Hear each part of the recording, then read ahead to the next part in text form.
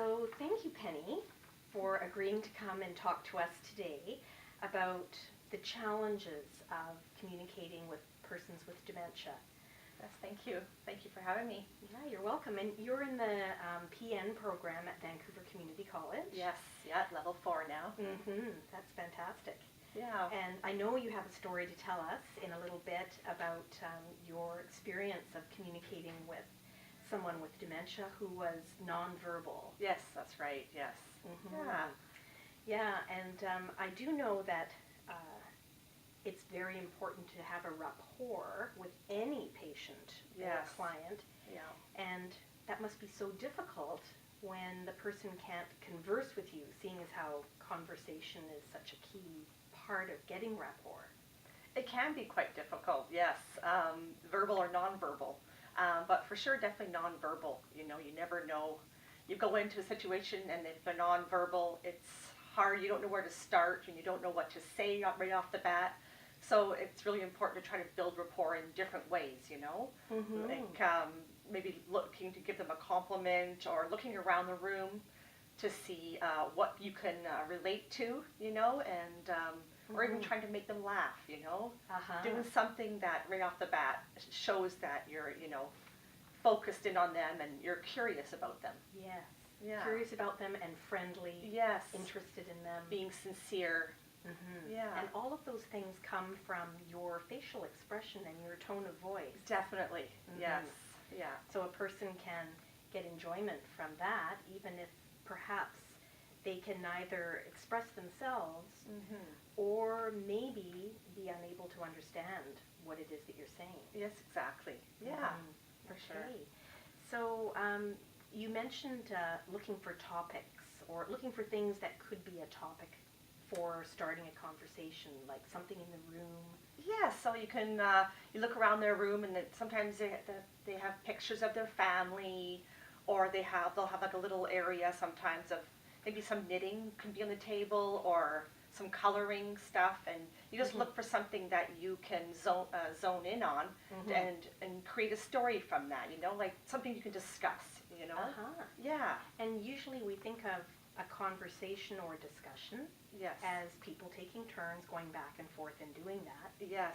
But if the person you're communicating with can't contribute, it's kind of a one-sided story. For sure, you know, and you just get comfortable and you just start talking about, you know, the stuff around you, or you know, if there's a window there, you talk about what's happening outside, and you just, you know, it's like you are having a conversation, you're just not getting feedback back, but that's okay. You know, that's okay. It's just got to be comfortable with yourself, you know, and just go along with it. Right. And so do you have an example, a story that you told to a client, or that where you picked a topic and started to talk? I did. So on this client's little desk, there was her ADLs, so all the things that she liked to do or what she used to do when she was more active and, you know, living at home still, and one of it showed that she was a seamstress. So I just went with that. So I started to talk to her about sewing, and you know, did she like to sew dresses? And she had 2 daughters. So did you sew your daughter's prom dresses? And I just started talking about like different fabrics, you know, like how I love cotton, or I'm allergic to wool, and stuff like that. And so I noticed that you asked a question. Yes. And that's normal when we're having a conversation, is to throw a question in now and again. But you weren't expecting a response. No, I wasn't, because I was just a part of your telling the story. Maybe you phrased it, I wonder if you made prom dresses. Yes. Something like that. Yeah. Yeah. And she started to, I had talked to her and I was asking her, like, just like that, and she started to talk to me. But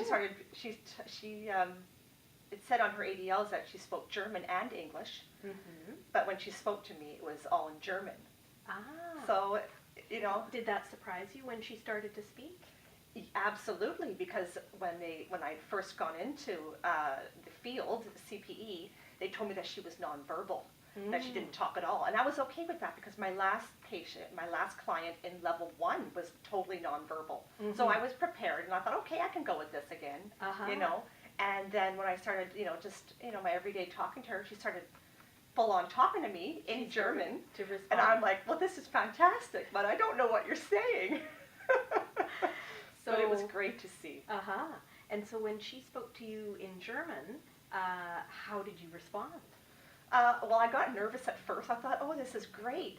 But I could kind of tell the way she had responded that she was just saying a matter of fact, not like really a question back at me. So she said something like in German, as a matter of fact. And I'm like, oh, okay, nice. And I responded. You mean it sounded like she was saying as a matter of fact, or do you mean her response was like a sentence? Like a sentence, like a statement. A statement. Not so much a question back at me, just more of like a statement. And so you responded with? Nice, that's great. You know, yeah. Which is what we would do in a normal conversation. Yeah, I kind of got the gist that she was just saying, you know, joining in the conversation. Yeah, and it seemed like she was quite excited. You know, it seemed like she was happy that we were conversing. Yeah. And even though you weren't understanding, it was the very fact that a conversation was going on that she was enjoying. Exactly. And since I was already talking about her being a seamstress, and I just clued in that maybe she's also talking about the same thing, so I just responded with more seamstress conversation.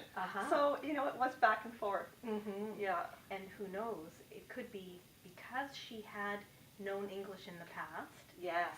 That maybe she was able to understand some of what you were saying. Exactly. But just not able to respond in that same language. That's right. Yeah. That's a wonderful story. Yes, thank you. Thank you.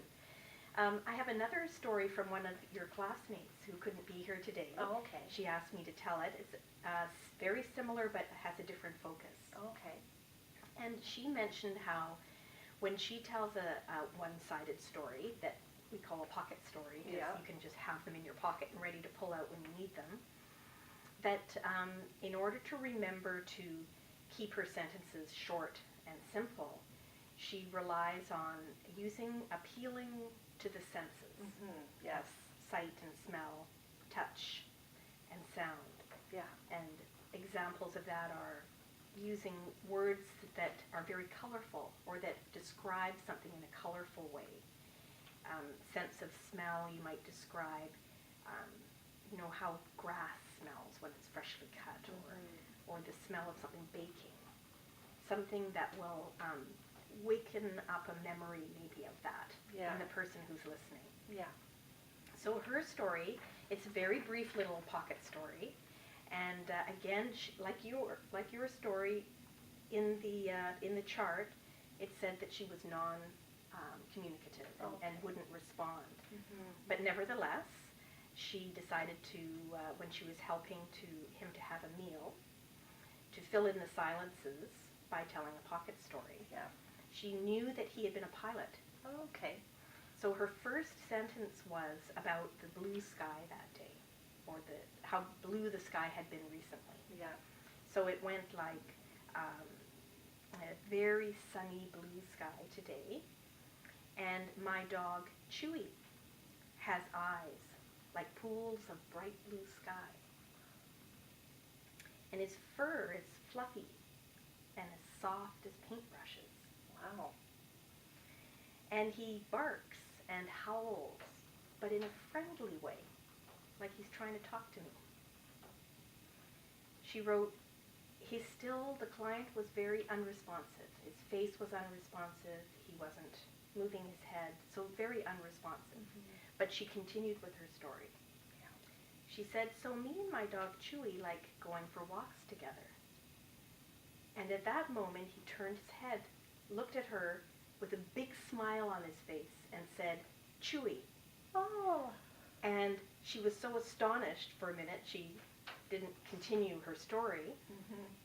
And he turned again, and again his face became still, and he looked off in the distance.